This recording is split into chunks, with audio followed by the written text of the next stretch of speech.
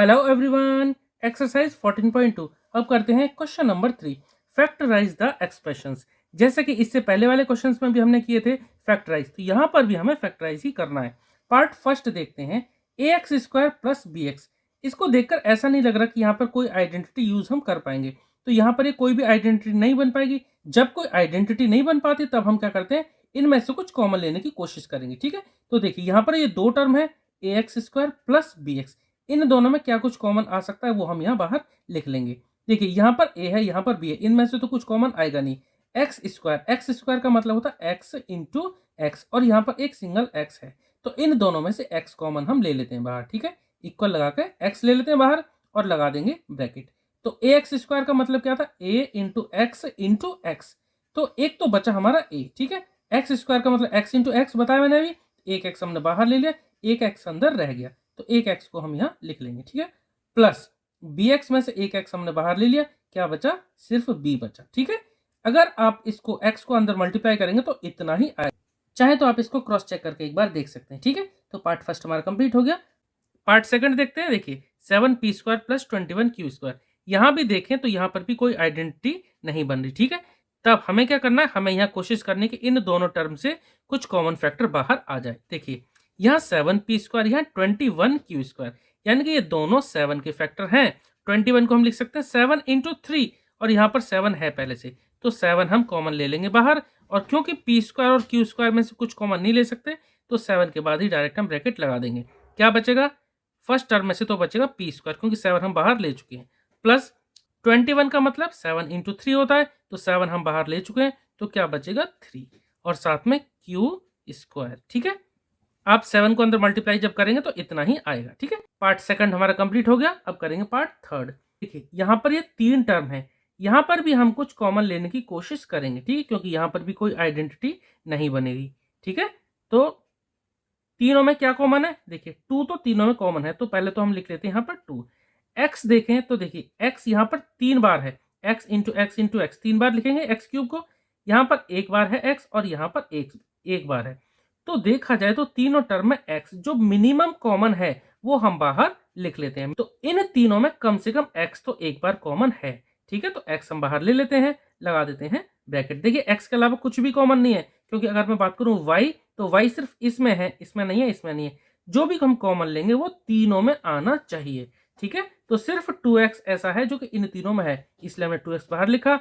अंदर क्या बचेगा, देखो एक्स क्यूब का मतलब एक्स इंटू एक्स 3 बार था, एक बार एक्स बाहर ले लिया, क्या बचा, यहाँ बचा x²। ठीक है, प्लस 2x हम बाहर ले चुके हैं, क्या बचा, y²। तो सेकंड में तो यहाँ लिखेंगे y², प्लस 2x z² में से 2x हम बाहर ले चुके हैं, क्या बचेगा, z²। ठीक है, तो ये पार्ट थर्ड हमारा कंप्लीट हो गया। अब करेंगे पार्ट फोर्थ। करते हैं पार्ट फोर्थ। देखिए यहाँ पर 4 टर्म है। ठीक है, अगर इन 4 टर्म को ठीक से देखें तो देखिए इन दोनों में से कुछ कॉमन आ सकता है, m²। ऐसे ही इन दोनों टर्म में देखें तो यहाँ से n² कॉमन आ सकता है। ठीक है, तो ऐसा ही क्वेश्चन हमने कुछ एक्सरसाइज 14.1 के क्वेश्चन नंबर 3 में किया था। ठीक है, तो इसको भी ऐसे ही करते हैं। देखिए इन दोनों पेयर में से क्या कुछ कॉमन आ सकता है, देखिए m², तो लिख लेते हैं m², लगा देते हैं ब्रैकेट।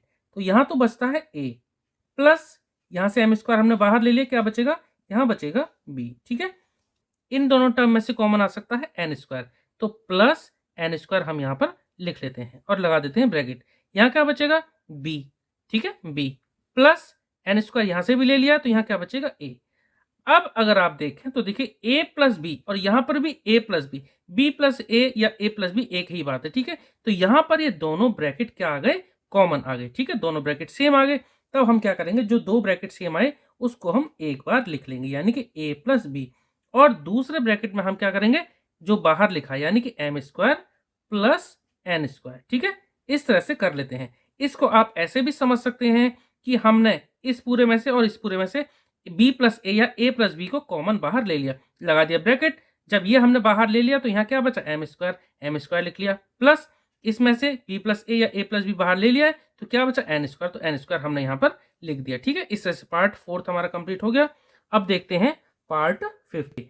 यहाँ पर lm प्लस l, एक ब्रैकेट में है lm प्लस l, प्लस यहाँ लिखा है m+1।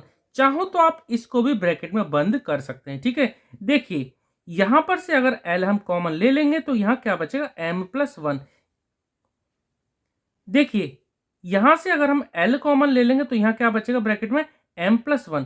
यहां पर भी देखिए m+1 लिखा हुआ है, ठीक है। तो हम यहां पे पहले कॉमन ले लेते हैं, lm+l से कॉमन ले लेते हैं, l कॉमन ले लें तो यहां क्या बचेगा, lm, l हमने बाहर ले लिया तो यहां बचा m, प्लस l हमने यहां बाहर ले लिया तो यहां क्या बचा, यहां बचा देखिए 1। ध्यान रखना है आपको, जब यहाँ l के साथ कुछ मल्टीप्लाई में नहीं है तो यहाँ पे 1 है मल्टीप्लाई में, ठीक है। यहाँ 1 छुपा हुआ है, l बाहर ले लिया, क्या बचा 1, प्लस अब देखिए इन दोनों में से तो कुछ भी कॉमन नहीं है तो हम यहाँ पर 1 कॉमन लेते हैं। जब कुछ भी कॉमन ना हो तो लगा देते हैं बाहर 1, और हमने यहाँ लगा दिया ब्रैकेट 1 और ब्रैकेट में m+1, ठीक है। 1 को आप मल्टीप्लाई करेंगे तो इतना ही आएगा, कोई फर्क नहीं पड़ेगा।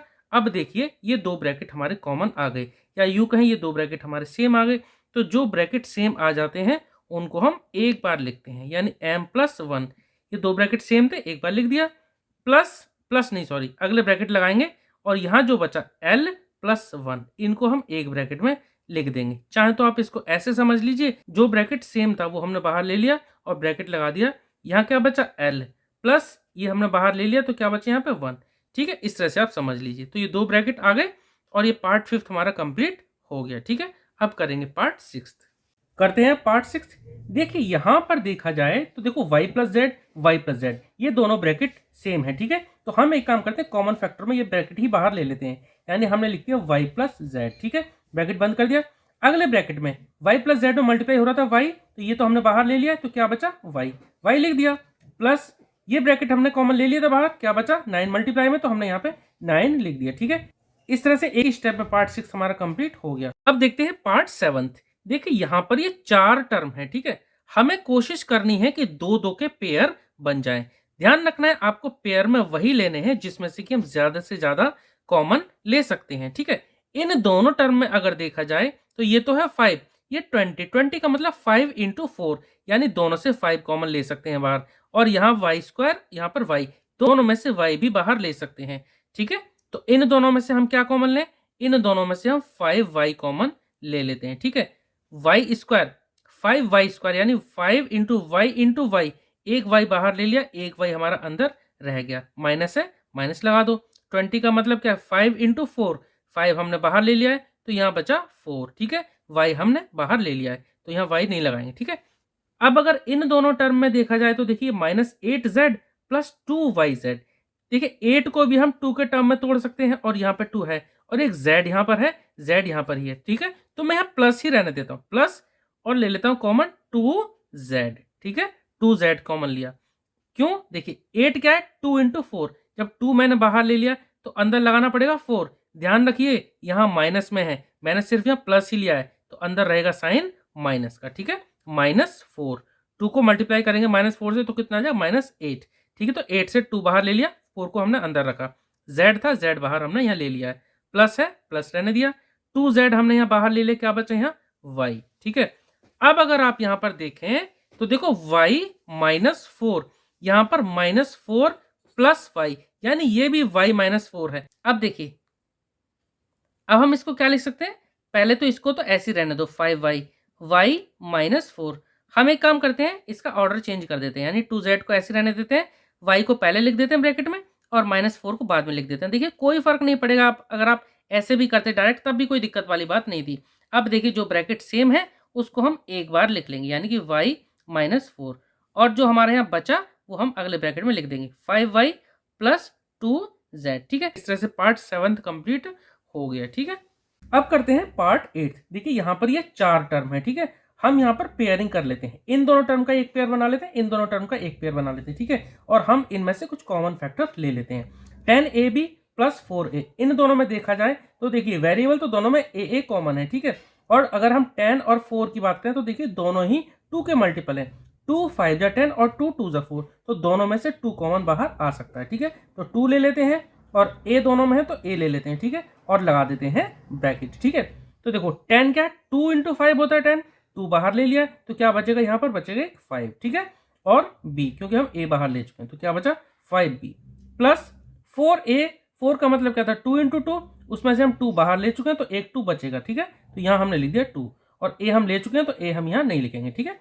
इन दोनों में देखा जाए तो इन दोनों में फिलहाल कुछ कॉमन नहीं है, तो हम यहाँ कॉमन ले लेते हैं +1। ठीक है, प्लस लगा दिया, इन दोनों में कुछ कॉमन नहीं तो हमने यहाँ कॉमन ले लिया 1। ठीक है, तो इसको ऐसे ही यहाँ पे लिख देंगे, यानी कि 5b + 2। अब देखो ये दोनों ब्रैकेट क्या हो गए, ये दोनों ब्रैकेट सेम हो गए।